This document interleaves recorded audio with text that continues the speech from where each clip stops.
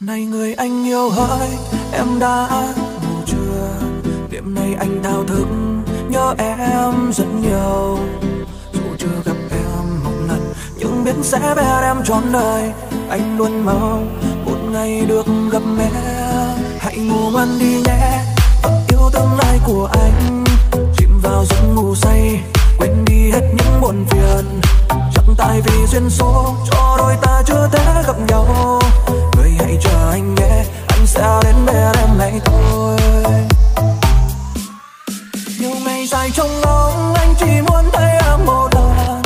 Để vơi nỗi nhớ thương, mong gặp em trong những giấc mơ. Dù rằng lòng vẫn biết chưa đến lúc ta đã của nhau, nhưng rất muốn bên em để cùng em sớt chia buồn vui. Lòng chẳng hề lo lắng, em nơi đó đã yêu ai chưa? Anh vẫn chỉ cô đơn là vì em có biết không?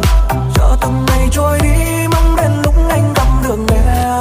Anh sẽ nói với em, anh yêu em từ rất lâu rồi.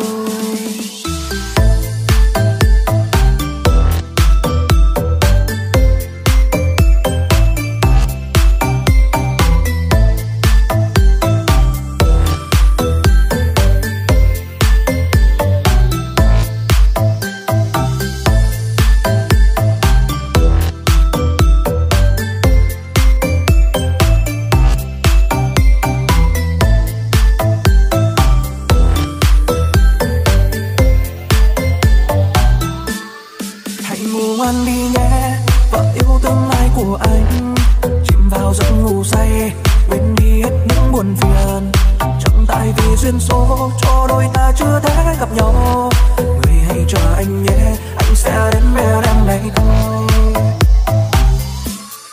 Nhiều ngày dài trong đó, anh chỉ muốn thấy em một lần. Để vơi nỗi nhớ thương, mong gặp em trong những giấc mơ. Dù rằng lòng vẫn biết chưa đến lúc ta đã của nhau, nhưng rất muốn bên em để cùng em sớt chia buồn vui. Lòng chẳng hề lo lắng, em nơi đó đã yêu ai chưa? Anh vẫn chỉ cô đơn là vì em có biết không? Chờ từng ngày trôi qua, mong đến lúc anh gặp được em. Anh sẽ nói với em, anh yêu em từ rất lâu rồi. Anh chỉ muốn thấy em một